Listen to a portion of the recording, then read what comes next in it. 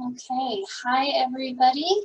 I hope you're doing well. I am Kristen Body, the Membership and Events Manager at the Asheville Art Museum. I want to thank you for being here today for our member program led by Katie Messersmith. For those of you who have visited the museum in the past, you may have seen Katie's bud vases decorating Perspective Cafe on the rooftop here. And we're thrilled to have her with us today to talk a little bit about her history and how she became a potter. So before I turn this over to her, I just want to go over some housekeeping for all our attendees, and it looks like some folks are still signing on. So please note that all microphones are muted by default. We are recording today's program, so if you prefer not to be recorded, please leave your video turned off. Both the microphone and video camera symbols at the bottom left of your screen will have red lines through them to indicate that they're off. And we will share a recording of this in tomorrow's eBlast and on our YouTube channel. And if you would like to ask any questions or make any comments during the program, you're free to do so. Please type those into the chat box, which you should find at the bottom of your screen. And I encourage you to put those questions in as we go, and I'll read those to Katie when we get to appropriate stopping points. And so please also do let us know if there's anything you think we can do to improve these programs within Zoom. I'll send out an evaluation once the program is over to collect your feedback. And I did also want to mention that our museum on the plaza, which was highlighted in the member newsletter sent out earlier this week, has been rescheduled for Sunday, August 30th. So still this weekend, just pushed from Saturday to Sunday due to an unforeseen conflict. And so I hope you'll still be able to join us, and you can find more details about the activities scheduled for that day at ashevilleart.org. And finally, I do want to thank all our members for your continued dedication to the museum. We have now been closed for over 5 months, and it's because of your support that we are able to continue hosting programs like this, care for our collection, and maintain museum staff. Your contributions are greatly appreciated during this challenging time, and if you're able to give, I encourage you to please do so, and I'll include a link to our donation page in the chat box in just a little bit. So thank you for being here again, and now I'll unshare my screen and turn this over to Katie. Hi everybody, can you hear me? Yep, we can hear you. Okay, great. I'm going to share my screen and get this party started. So I just wanted to preface that my presentation is going to be a little different than the previous programs you've seen with the Asheville Art Museum. I am only 24 years old, so I am unlike the other artists. I'm newer to my field, and this presentation won't be as much talking about my work as it will be talking about my journey to becoming an artist. I'll definitely talk about what I'm doing now and how my work has evolved, but a lot of my own story is relevant to why I'm a potter. So that's what I'm going to share with you today. So I'm Katie. I am a functional ceramic artist in Asheville, North Carolina. I'm currently an apprentice and instructor at the Village Potters in the River Arts District. And this is a picture of me throwing and some of my current work. I have some lighter colored cone 10 stoneware that I fire in a reduction kiln. And these photos are some of the pieces that I'm really proud of in recent months. So a little bit about me. I am actually adopted from China. I was adopted at 9 months old. This photo right here is of the mountains in Guangxi province, which is where I'm from. I was in an orphanage from about a week old to almost 9 months old. I was in the Nanning State Orphanage, and Nanning is the capital of Guangxi. And I was one of the lost Chinese girls who was abandoned because of the one-child policy and China's preference for boys. So the story that I was told, which my mom used to tell me at bedtime, was that my mother abandoned me at the hospital when I was about a week old, and a fellow nurse at the hospital took me as her own, but she already had a daughter, so she traveled into the main city and dropped me off at an orphanage. And I was a super smiley baby, as you can see, and the director of the orphanage used to take me home on the weekends and treat me like her own. This is a quick little progress report that my mother would get every few weeks. She got a few, and it would talk, once she applied to adopt me, she was assigned a baby, and then she would get these progress reports about me. And that name right there is my Chinese name. It's pronounced Manhui. And the birth date is, a fun fact, not actually for sure. They estimated my birth date based on what I looked like and my development. So I don't know my real birthday. And I was adopted actually August 19th. So a week ago today was my adoption day. I was adopted by my single mother, who is a physician, in 1996. That's our first photo we ever took together. And I had a pretty normal childhood. You can see on the left, my mom made sure that I dressed in Chinese garb. And after I was an only child for about 2 years, my mom traveled back to China and adopted my sister, Leah. And that picture in the top is of us first meeting. And right after that picture was taken, my sister punched me. So but later, we get along now, so. And one thing that was really important to my mom was reminding Leah and I where we came from. So I never saw myself as any different than my friends who were all white until, when I was like 16 and reminded, oh, right, Katie, you're not white, you're Asian and you're Chinese. But my mom from a young age always made sure that we knew where we came from. So the picture in the bottom right is actually a club that we used to participate in. There was a big group of American families with Chinese daughters in Western North Carolina. And we would get together for certain festivals like the Dragon Boat Festival or Chinese New Year, and we would all celebrate our heritage, and we would learn how to make traditional dishes, dumplings, moon cakes, stuff like that. And we would learn Chinese.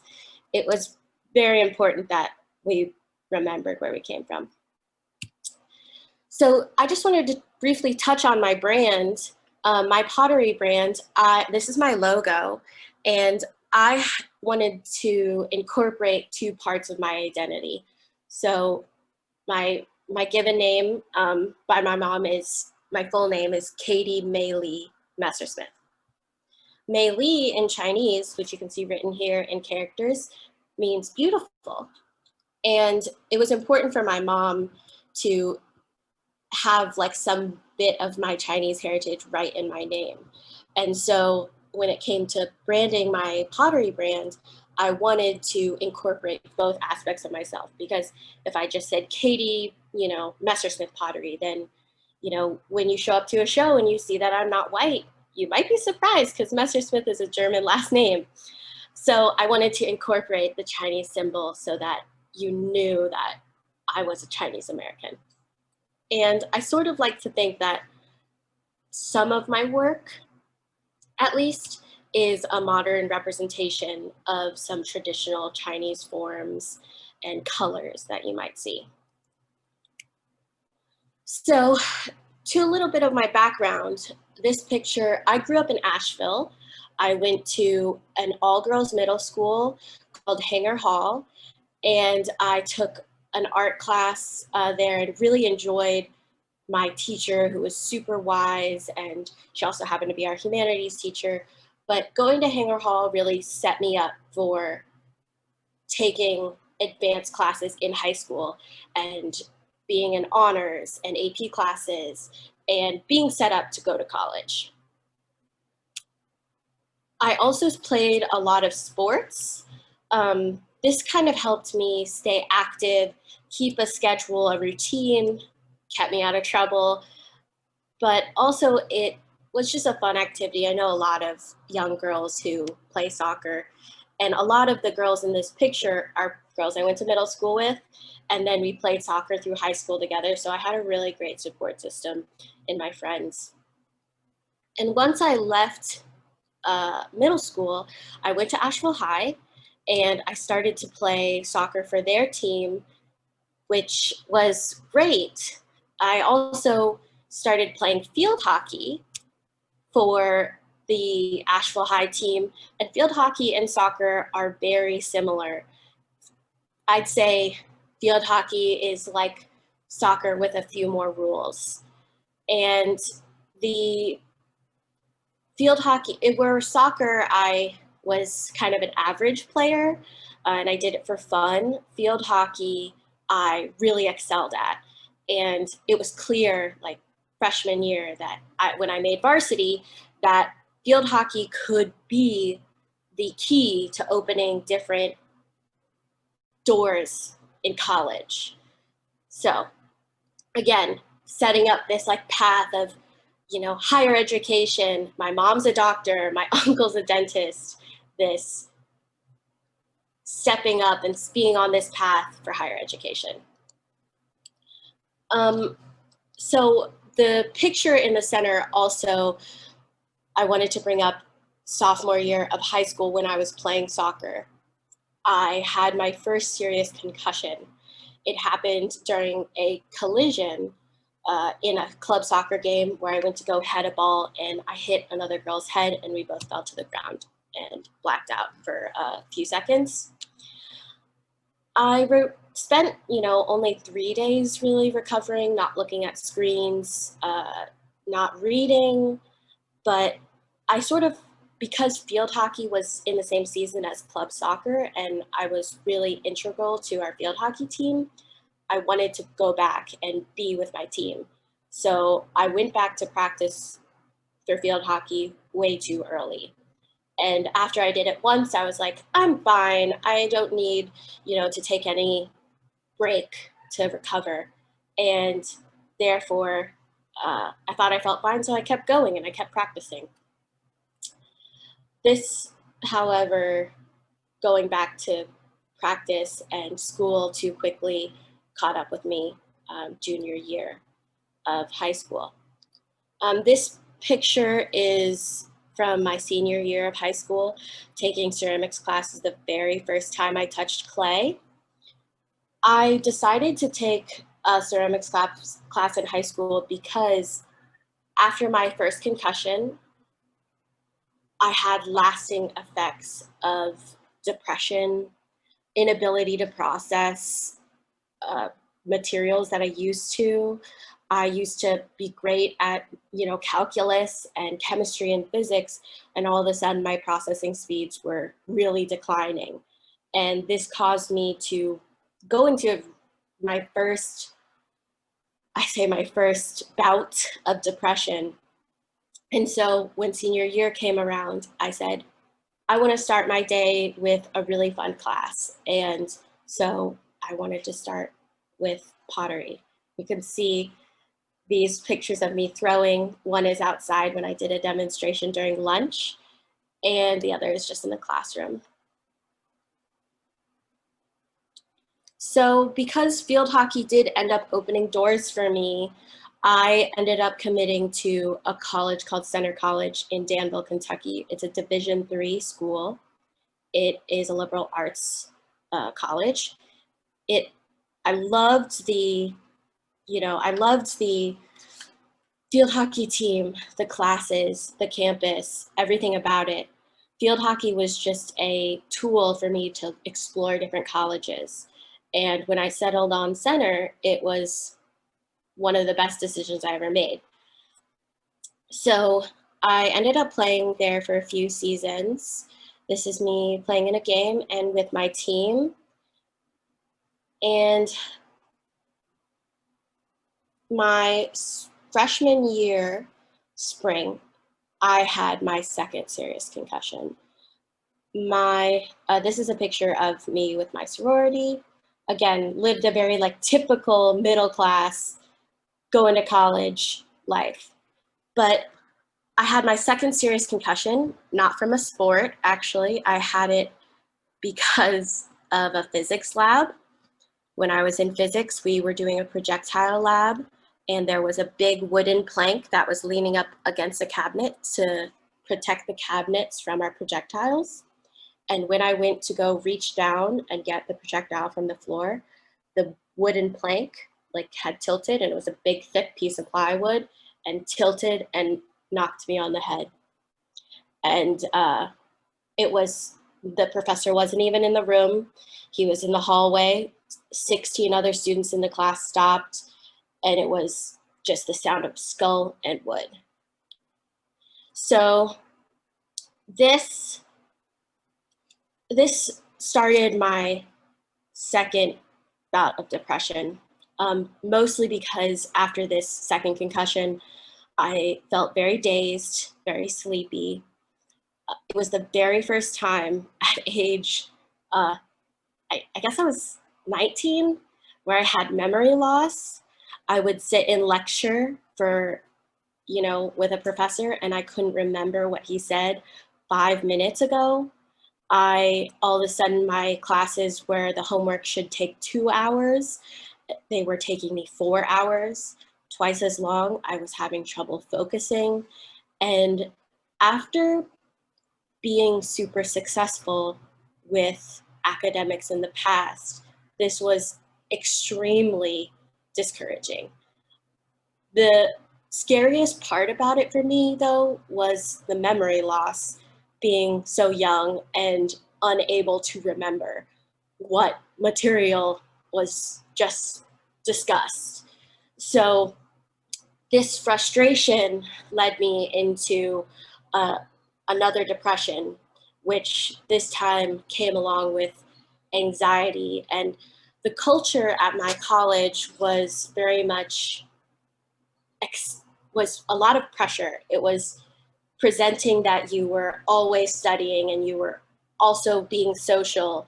And so I started to develop this I call it paralyzing anxiety, where I started to feel very numb, and academics became more frustrating.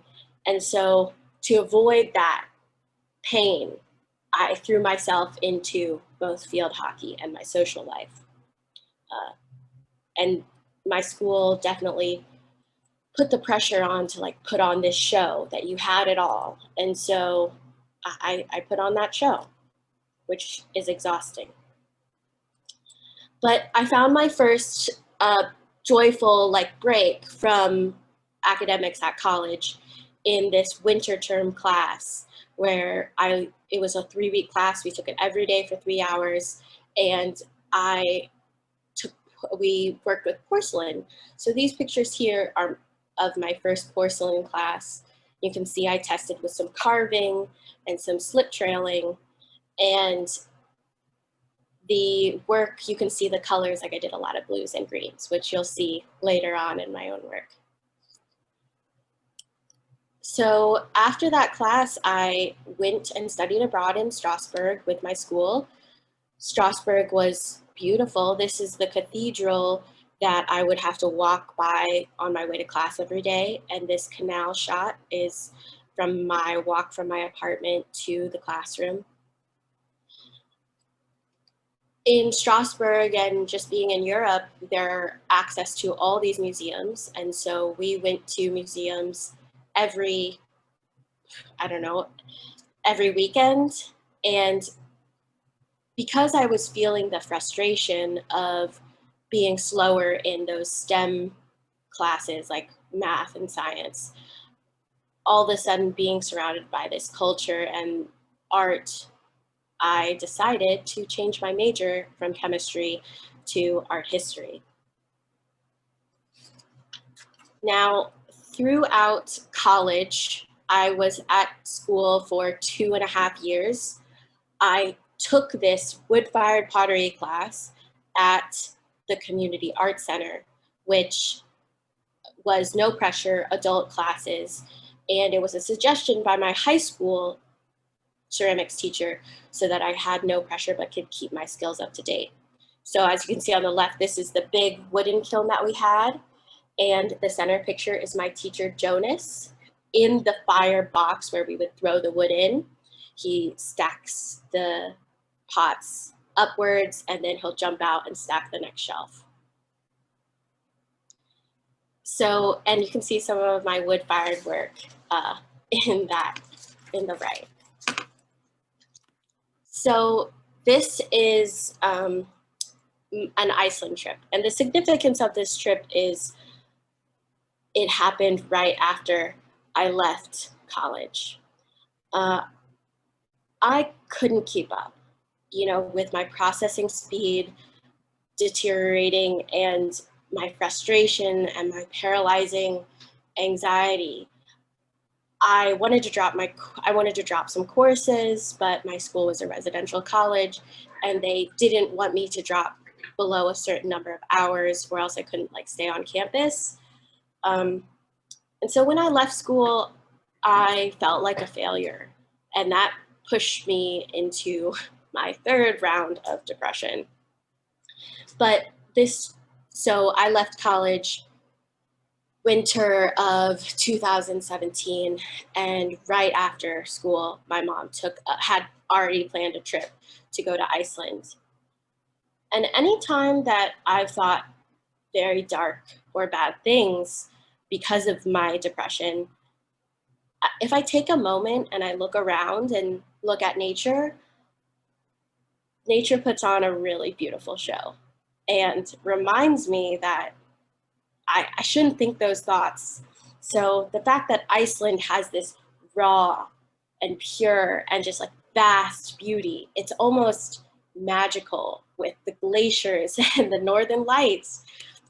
It was really perfect timing for me to realize that, it was okay, that I wasn't a failure.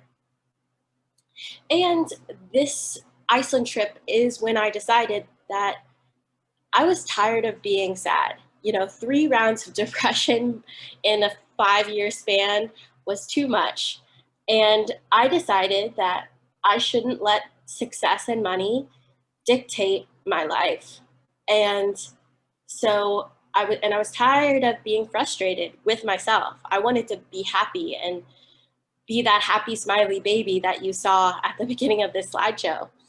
And so I decided that as long as I had a job that allowed me to have enough money and enough time to do a hobby that I loved, like pottery, then I would be happy. And that's all that I wanted. So when I moved back home to Asheville after leaving Kentucky, I took a ceramics class at AB Tech in their continued ed program.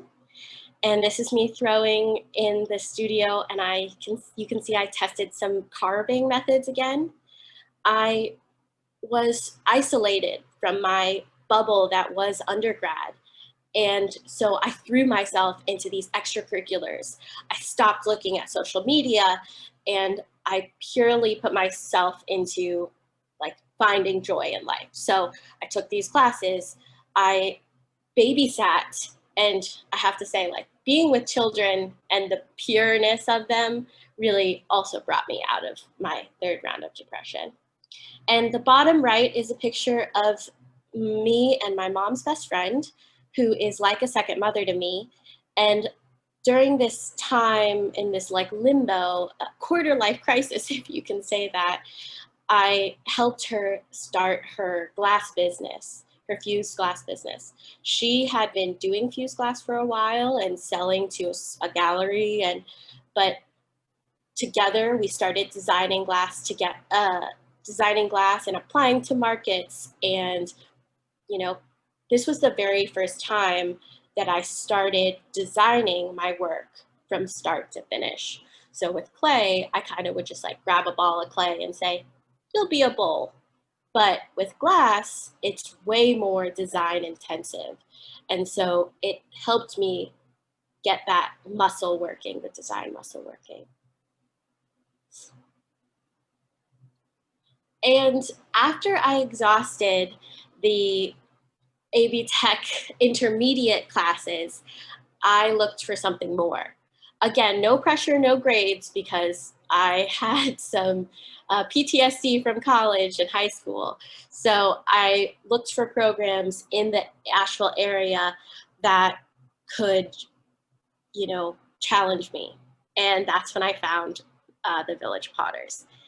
And this picture is of all the residents who later have, you know, are not only my mentors, but have really turned into maternal figures for me. They have encouraged me. And as soon as I walked in the door, I met Judy Harwood, who's on the far right, and she had this warmth about her. And that very same day, I signed up for an advanced class at the Village with owner Sarah Wells Rowland. So this is a picture of Sarah making one of her signature pouring forms. In class, she would demo, and then we would have time to take that form and bring it home to kind of mess around with it. And then we'd bring that finished pot back to class next week and critique it. So this pot is made in multiple sections, and you can see Sarah's beautiful picture and then my first attempt at her picture. This class really challenged me beyond anything I could have imagined. And almost immediately, I realized that if I put in the amount of effort that Sarah suggested, I would really come out with greater skill. So when I took her class, it was a 12-week class. I would have one day a week where I'd take the class. The other days, I would have 3 days where I nannied. Would have 2 days where I waitressed. And then one day, I would just throw all day long. And so after Sarah's 12-week class, you can see this picture of me holding a platter. That is all the work that I came out with from Sarah's advanced class. And 12 weeks wasn't enough at the Village Potters. So I decided to apply to their independent study and mentoring program, which is basically taking your skills, you know, if you're a potter who wants to grow your skills and grow your business, that kind of stuff. And so the ISM program right now has about 20 people in it, and a few of those people are apprentices. So I applied to be an apprentice, which basically means I do a work trade instead of paying my monthly tuition. So I only worked 8 hours a week for the studio, and I got free tuition. Being an apprentice was one of the first times where I learned skills in a real life situation. So instead of being in a classroom and learning about how does a kiln fire, you know, I all of a sudden was doing it by hand and, you know, loading kilns, mixing glazes. And I have to say, the fact that I used to love chemistry really has come in handy when I mix glazes, because mixing glazes is a lot of chemistry. So I have a quick time lapse right here, and a time lapse, it's not like a normal video, so it's a little jumpy. And I'm loading a kiln with my own work. It's a glaze kiln. And I just wanted to show you this quick guy to show you what skills I learned.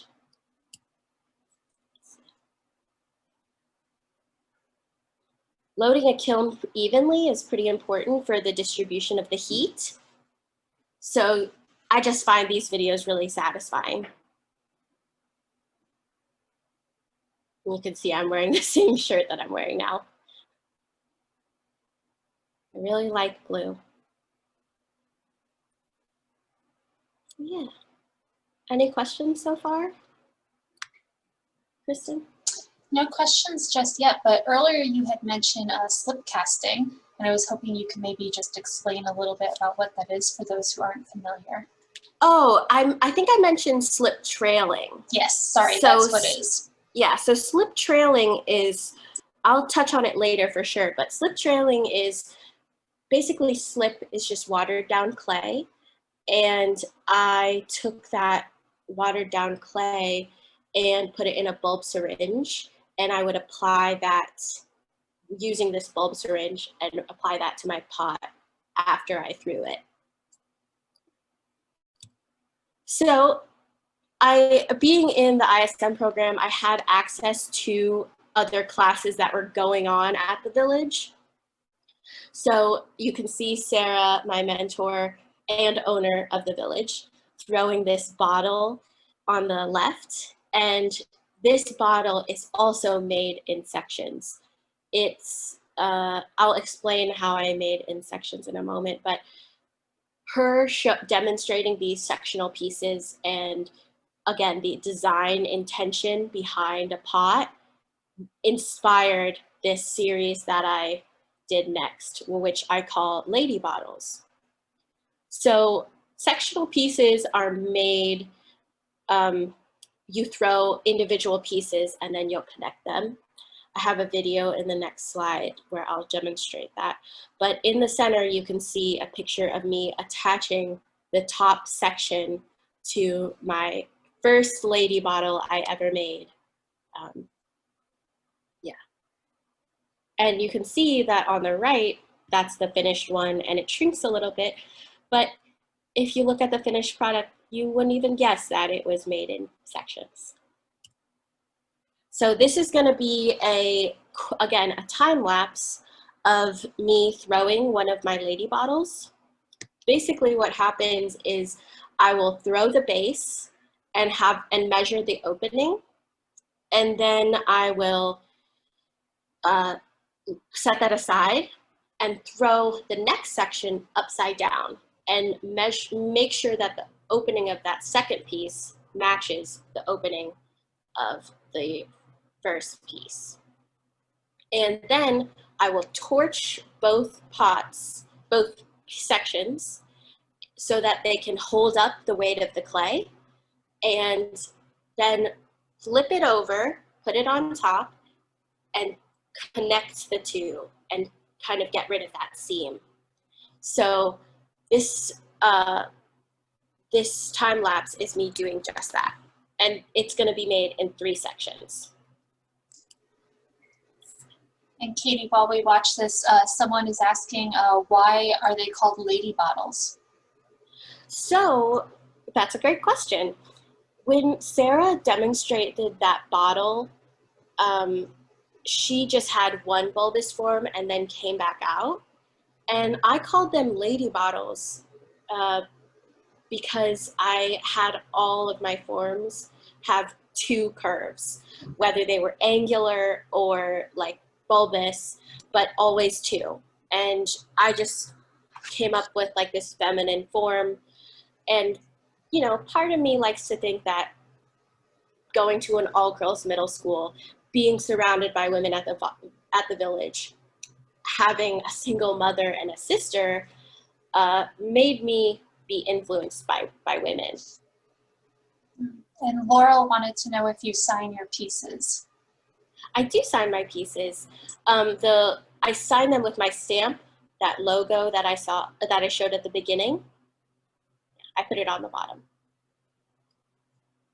So this piece that you just saw me throw was beautiful, but during the sectional process, not every pot will make it.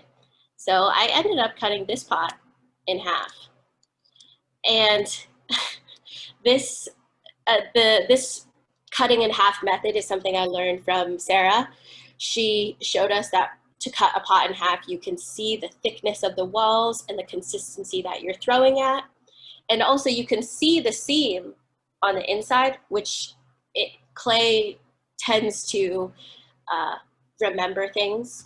So the fact that the seam was on the inside as it dried, it would have pushed to the outside and later would have showed up. So it was a good thing that I cut this one in half. Also, the reason why I cut it in half is actually because at the hip, you can say, of the lady, it was slumping because I didn't torch it well enough. And so it was still wet. So when I added the next pieces, it was too heavy and it started to collapse. But don't worry, because I ended up making this form again, and it turned out like this. This is one of my favorite pieces because I did a few different things. So like where the waist is, I highlighted it by throwing a coil along that like corset, I call it. The other reason I call these lady bottles is because they each have a cap that's unique and fits to the top and kind of like adds either a head or, you know, just completes the silhouette.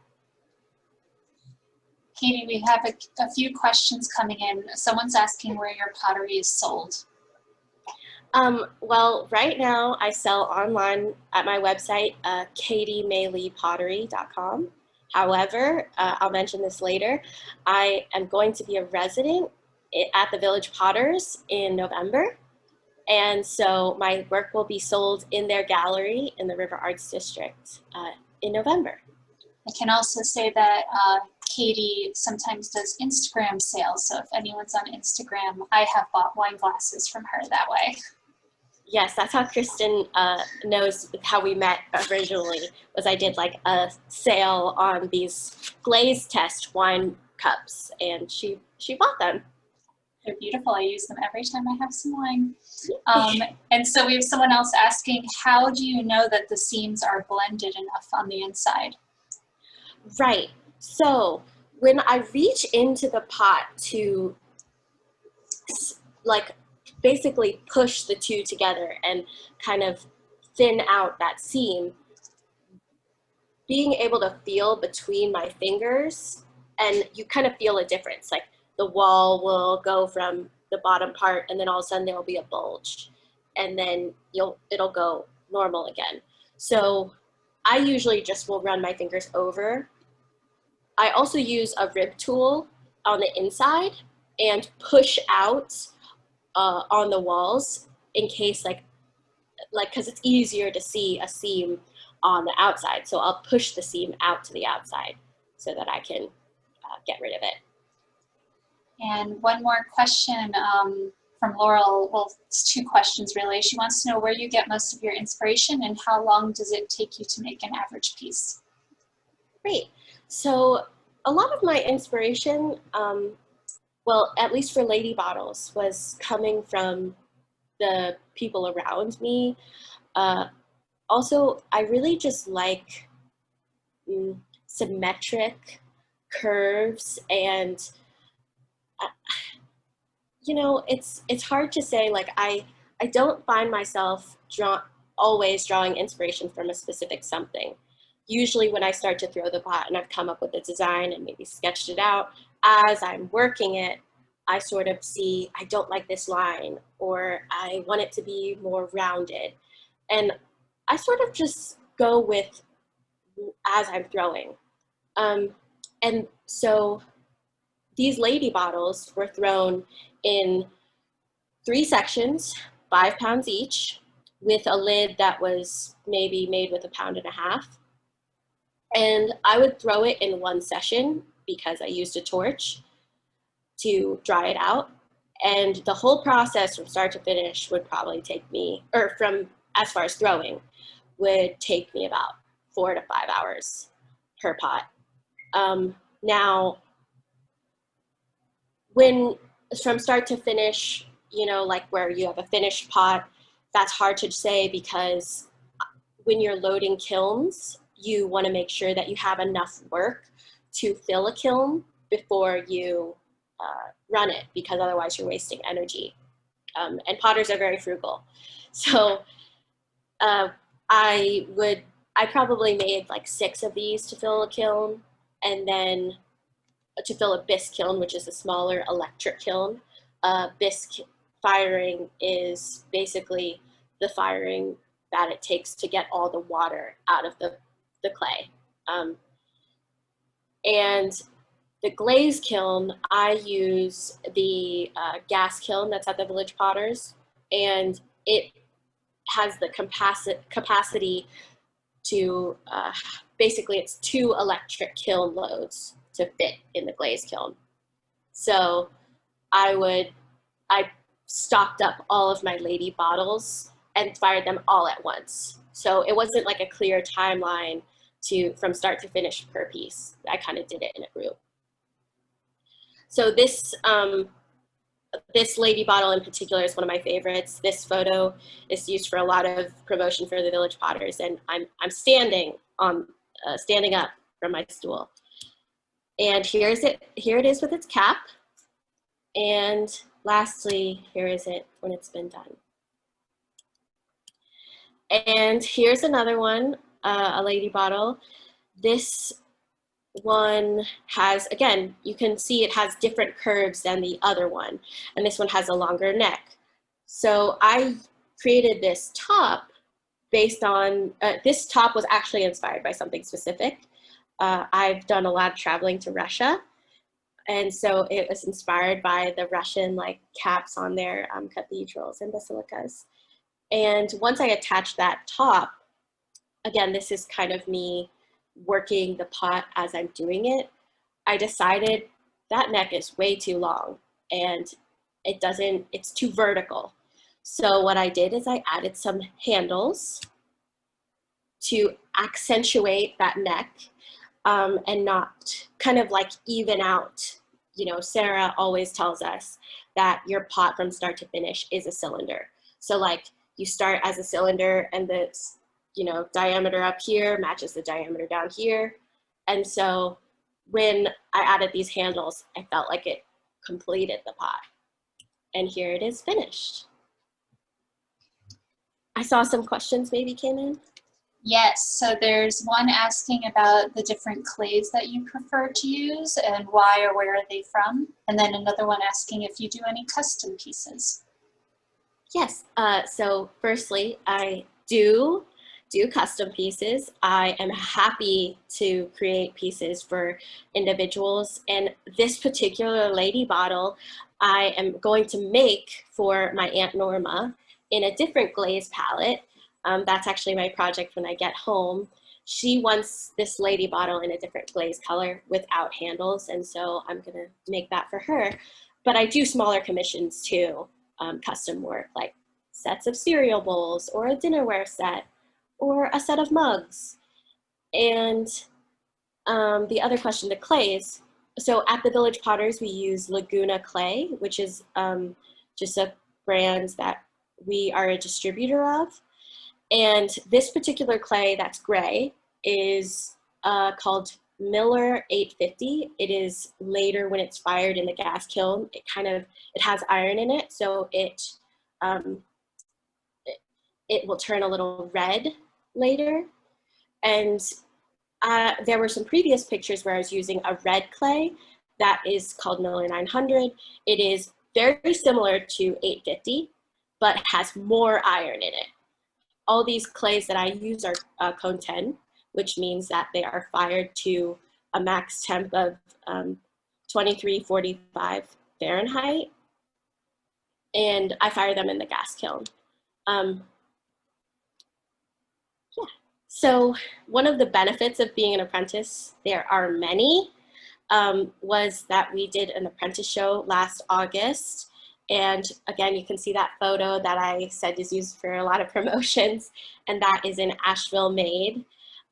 We did a exhibition in the Village Potters Gallery for a few weeks, and this was my first opportunity to sell in a gallery setting. And the first night when we had our opening reception, I was flooded with positive feedback. And after looking at my sales report, I was like, I can do this. You know, I can be a potter, because I made like 1,500 in sales the first night. So I had to restock my stuff the rest of the length of the show. I was throwing and trying to fire to get more stuff out there. So you saw those lady bottles, and they were the centerpiece of my show. Because this was me finding my voice. Here's the red clay that I mentioned. That's 900. That's more iron bearing. And so my mentors, they told me, you know, those big pieces are gorgeous. They're showstoppers, but you should make smaller versions so that people can take home smaller versions that remind them of the bigger ones. And so I did just that. I made 3 tiers down. So the lady bottles are made with 15 pounds total. And then I made a 5-pound version, a 2-pound version, and then a 1/2-pound version. So these pictures here are the 5-pound version. This guy, it's kind of hard to tell. They're about 6 inches tall, and theirs are the 2-pound version. And these guys are the 1/2-pound version. Again, you can see each having a different curve too, always, but different like angles. So like there's one with the top curve being sharp angle, and I ended up liking that and incorporating that later into my work. And here's some of my finished mini ones, which happened to be the biggest seller for me at the apprentice show. I priced them at like $25, and I had 30, and by the end of the show, they were all gone. Some questions, Kristen? Oh, you're muted. Sorry. Someone was asking if you use commercial glazes or if you mix your own formulas, and I know you're going to talk about this a little bit more later. Yeah, so I will touch on that, but just a quick answer. I don't use commercial glazes. I mix my own. I think I'm gonna, I'll mention that later. But I wanted to show the step down. This is the 5-pound version, the 2-pound version, and the 1/2-pound all together in a composition. So this was the end result. And this was my display at the show. You can see the lady bottles like being the thing that draws you into the display, and then the tiers down, like kind of complementing it. The apprentice show taught me how to put a gallery display together, price my pieces. It was the best experience I could ever imagine for the first time, putting my work out there. And Katie, someone's asking if the small pieces are also made in sections or if they're just one piece. Right, so no, the reason why I made the bottles in sections, the big ones, is because it's easier to move, to pull certain amounts of clay. So it would be hard to throw that big lady bottle all the way up with 15 pounds of clay all at once. So anything really that's under, I'd say like a piece like my medium lady bases that were 5 pounds, I threw them all in one piece because I can move 5 pounds of clay pretty efficiently after taking many of Sarah's classes. So the little ones were made just in one piece.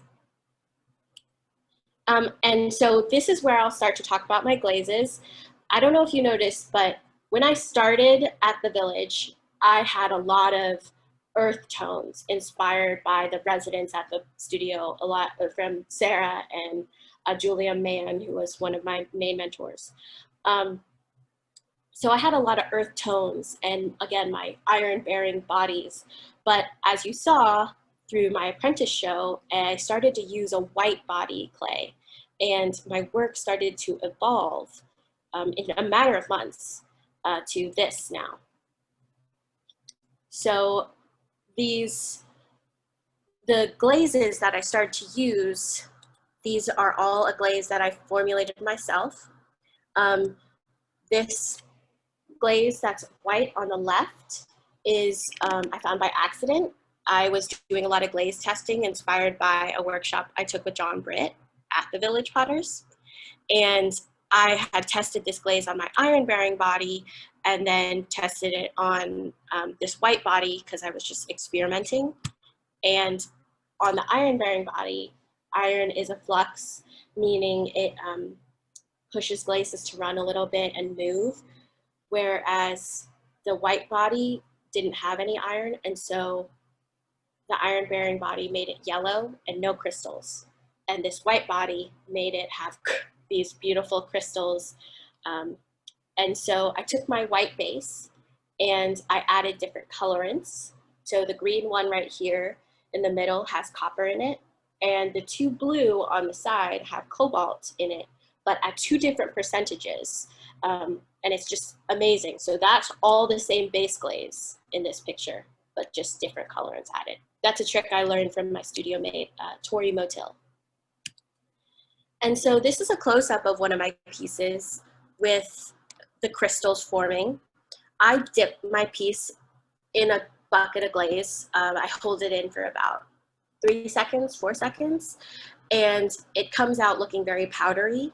And each of these dots is a crystal that forms in the kiln. And each crystal is a kind of white, but depending on the colorant, there's a halo around the crystal. And in this green case, it's beige. Now, if I go back to this picture, the blue on the far right, the crystal is like, again, kind of a light white or a light blue, but the halo is actually green. Question? Yes, we have a question asking specifically about your blue and green glazes and if they're food safe. Yes, so all of my glazes are food safe. I've done some leach tests.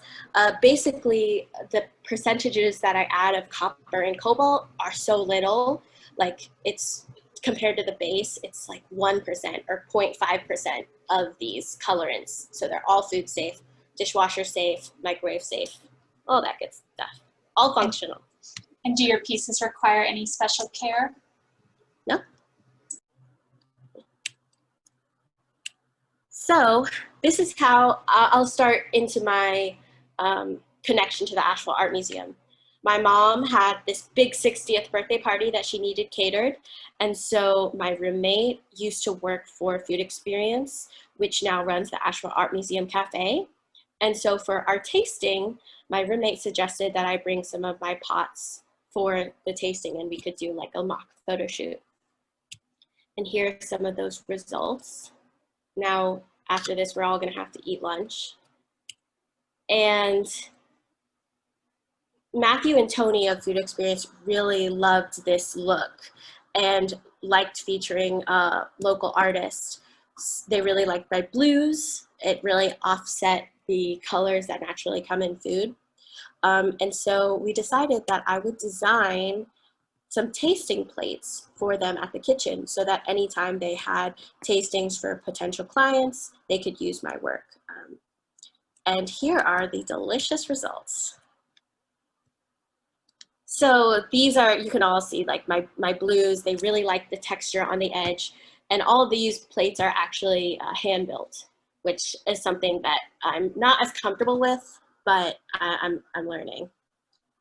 So this led me to, I happened to be doing some bud vase design tests right after I gave Matthew and Tony those tasting plates. And they had partnered with the Asheville Art Museum, and you know, they were running out of time to find vases. And I said, hey, I have some vases. I can design a color to match the Asheville Art Museum, the yellow color. And I thought that my microcrystalline glaze would be great because it would match the lights in the facade of the museum. So this was my glaze test that I did to match the brand color and the lights. But after some debating, we decided that this tile that's from the Asheville City building, that they wanted to match that, which was going to be on display in the cafe. And so instead of the yellow, they wanted to use yellow flowers. So they said, can you make a pot that matches this green or a glaze that matches this green and blue? And I looked around at the colors I had accessible and made a few tests. And this was the result.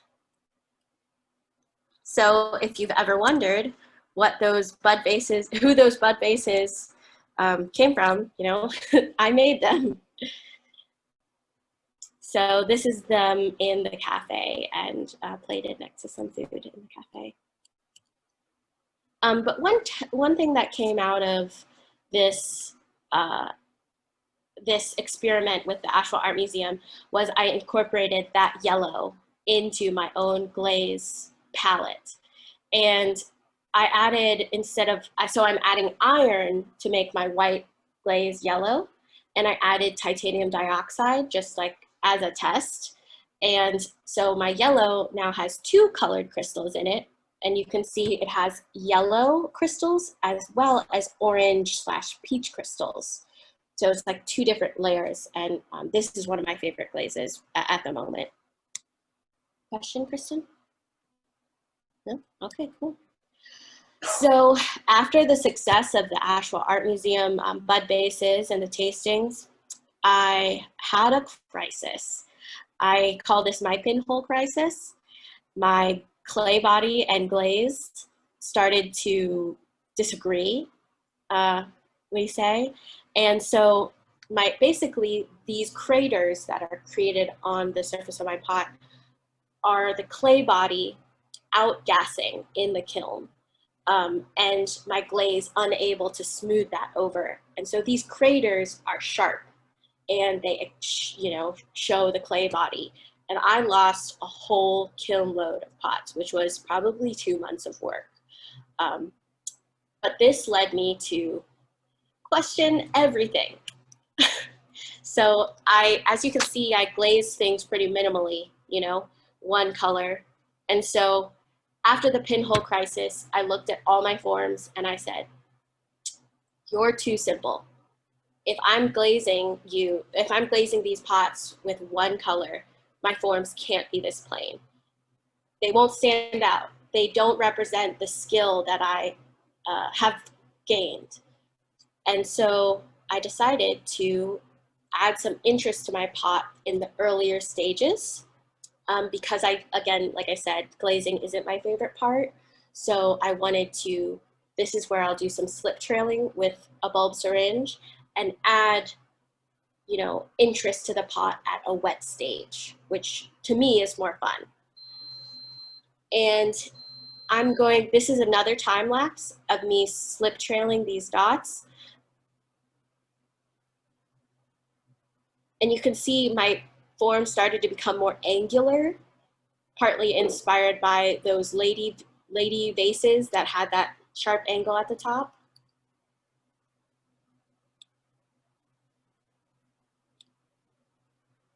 And I'm taking my yellow rib tool and if I make any mistakes, I rub the slip away because it's much wetter than the clay, the pot that it's on. So it's easy to just wipe off. And the finished result of this guy is like this. And in that video, I started my band of dots from this middle line that I created, the angle, and I moved upward. And I did this because the direction of the dots can kind of draw your eye, and then as it, you know, gradiates to less dots, it kind of continues like your eye upward and then into the bowl that, you know, you might have filled with some delicious food you made. Katie, we have someone asking how dry is the pot when you do the slip trail? Is it leather hard? Yes. So my pot, when I do the slip trailing, is leather hard. Basically, I throw it and I'll usually cover it with plastic for a day and then pull it back out. And leather hard means that I can take the rim of my pot and touch it and it's not tacky. And if I wiggle it, it doesn't move. I want the clay to still be wet because slip is much wetter than the pot. And so if the pot's not wet, those dots will pop off. So it needs to be still wet, but I don't want it to move, so I don't alter it. I'll skip that. And then Also, because I was testing things in the leather hard stage, speaking of which, I started doing cutouts. And this is me doing some of those cutout designs, and I would take a piece of paper and fold it and cut a design that I liked and would lay that over my leather hard pot and use an X-Acto knife and cut through and pierce the pot. And I sort of saw these bowls as being used on a dining room table or a kitchen counter and filled with lemons, onions, you know, something that doesn't obviously have liquid that needs to be held. And I'm gonna show you what one of those looks like at the end. So I started playing around more with some angles. This is more of my recent work. And for instance, this utensil holder that's on the left, having this band in the center where this concave curve was accentuated. So I wanted to highlight that with dots going up and away and down to just highlight that break. So in all the forms that I've been doing recently, they have this line or band, and based on the pot and the function of the pot, I'll decide which direction the dots will go, whether it's up or down. And I will show you what some of these look like finished. And all of these are glazed in my microcrystalline glaze, and thankfully, my dots come through that glaze. Katie, we have someone asking if you planned the patterns for the dots or if they just occur to you in the moment. That's a good question. So most of my dots, as I go around, I'll count how many dots I'm applying. And I want to end on an even number, and my designs, I kind of go on the fly. However, they're all kind of triangular and all go out and like lessen as the pattern continues. For instance, I do sometimes plan them when it comes to the colors that I use. So the dots that are on this blue bowl are made with just the clay body slip, meaning like I take the slip that is the clay body, I water it down and use that. Whereas these blue dots that are on the utensil holder are actually my slip mixed with cobalt, and I will, you know, apply them in two different like lines or bands. I'll talk about that in one of my next slides. And so after some experimenting, I started to combine the cutouts and my dots and but you know, whenever I do my work, I think I want it to also be functional. So for instance, with this vase on the right, the cutouts are on the top so that you can still fill it with water and use it. So it's not only decorative, but I like the function behind it. And so these are what these guys look like finished. And then lastly, here's when I talk about my blue dots. Adding that cobalt into my dots allows the cobalt to come through my glaze. And my particular glaze has a lot of glass in it, meaning that it moves a lot and it's glossy and wants to run. So when that cobalt comes through, it creates this little, I call it a whisper. And it has a little trail of blue that whispers and is just, you know, a little reminiscent and creates some movement that offsets the preciseness of my dots. And this again appears after the firing. You know, you can't see the little whisper before it's fired.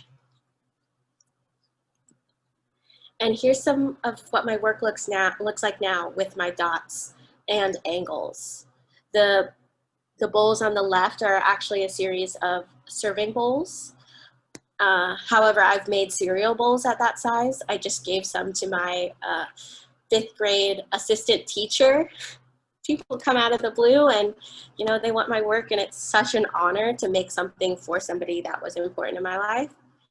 And then the set on the right is a wine carafe with some wine glasses. And this is another, again, playing with my cobalt. I'm calling this indigo blood, bleeding indigo. Haven't decided quite yet. But this is, I'm taking that cobalt that I put in my dots, and instead I'm painting over them. And then I dip it in a clear, and the combination in the kiln gets this bleeding effect. And just like the Whisper, I'm loving the contrast that is created between my precise, you know, evenly spaced dots, and then this running, you know, motion of the cobalt. And so lastly, I wanted to talk about the Village Potters, because it has become such a home to me. You know, the Village, I get really like sappy when I talk about the Village, because I found it at the right time in my life, sort of like how the Iceland trip happened at the right time. Finding the Village Potters helped me find my purpose and find a path that I, you know, could follow. And yeah, I'm going to write a September blog for the Village Potters and talk more about the sappiness. So you should keep an eye out for that. But during COVID, the Village had to shut down. And so this is my mentor, Sarah, who is the owner of the Village Potters. And she started a fundraiser called the Vessels of Hope. And she set out to make 500 vases or vessels. And for a donation of $100, people would commit to, you know, this vessel, and she would glaze them all differently, throw them all differently. Kristen actually got one. I also, oh, she got two. I got two, one for myself and one for my mom. Yeah, my mom bought a lot, and she's going to give some away as gifts. And so Sarah has just completed her 500. And basically the message of the Vessels of Hope is that during this pandemic, we have to choose hope every day. And by buying this Vessel of Hope, people, you know, it's a reminder of that message that you have to choose hope every day, which for me, you know, is something that I've had to do every day since my first concussion, is choose hope. And so this project means a lot to me because of the Village, but also just the overall message. And those who buy the Vessels of Hope, not only does that base represent the message, but you as the customer are a vessel of hope for the Village. This has sustained us through the pandemic. And so Sarah's glazing right there on the right. And then here's her with some of the finished pieces. As you can see, they're all different. And so, like I said, Sarah just finished Vessels of Hope, and she made a total of like 590, I think. But because COVID isn't over, and it doesn't look like it's going to be over for a while, we have launched Vessels of Hope Chapter 2. Kristen, can I answer that question before I get into this? I don't think there is a question. Oh, okay, cool. It just popped up and I was like, oh. Okay, so Vessels of Hope Chapter 2, Sarah took on Chapter 1, what we're calling it, because she felt the responsibility as the owner to sustain the business. But at the Village, you know, like the name implies, we do everything as a community. And so Vessels of Hope Chapter 2 is Sarah stepping back and giving the other residents a chance to be the focus. And so each of the residents, there's 6 total, so minus Sarah, 5, have committed to making one signature form, and they're committed to doing, say, 100 or 50 of that form. And so you can buy, you know, one of that form. And again, like each are going to be a little different, so you'll get what you get. But so here are the forms that people are making. This is Lori Terrio. She's making slab built bowls that are all going to be carved with different designs. Tori Motil is making these little baskets that she's going to add reed handles to. Judy Harwood is making these sagger pots that it's a raku method, and she's been doing some live streams about them on our Facebook page, and they're really interesting, so you should check that out. And Julia Mann is doing these lanterns where she's doing some cutout work. And lastly, our signature hand builder, Chris, is doing these slab built vases where she's taking flowers from the garden and rolling them into the slab and then putting a quote about hope on them. And all of these are at different price points. Like, so Sarah's were all at $100, but these are all at different price points so that, you know, people can pick what they want. And all the funds for the Vessels of Hope go towards sustaining the village. And lastly, because in November I'm going to be a resident and completing my apprenticeship in ISM, the other residents have given me the opportunity to participate in Vessels of Hope. So I am picking up where my mentor Sarah left off and going to make vases with 2.5 pounds of clay each, using my dots and my cutouts, but also kind of taking up her techniques. Since I'm still, as you could see, evolving my style and finding my signature something, I decided that as an apprentice and transitioning into a resident, it was fitting that I just took on Sarah's project. And so my vases are also on sale for this fundraiser, and I have committed 100 for this fundraiser. So, and I haven't made them all, and so this is a picture of me dotting some. And for the month of September, I'm going to be doing live streams of me throwing, dotting, glazing every Wednesday at 2 p.m. On the Facebook page for the Village Potters. And that's me. That's perfect. Everyone can tune into your live stream after they've attended one of the member programs on Wednesdays. So yeah, that works out well. Awesome. Oh yeah, the timing does. Well, thank you so much, Katie. That was great. You know, artists are always learning and developing their techniques, but I think hearing from someone at the beginning of their career who's already doing such incredible work is really fantastic, and I'm really glad you could be here. And I have also taken classes at the Village Potters only at the beginner level, but I'm not ready to go back yet, but they are offering some instruction, so I encourage anyone who's interested to check it out. They are an amazing team, and I felt like I came so far in the 2 or 3 classes I took with them, and I can't wait until I can get back there. So thank you all again. I have included, you can see all the information for Katie right here. I've included the museum's donate link in the chat box, and I hope you all consider you know, coming to the museum on the plaza this Sunday and keep engaging with us virtually, and I hope to see you all next time. So thank you again, stay safe and stay well. Bye. Thank you so much.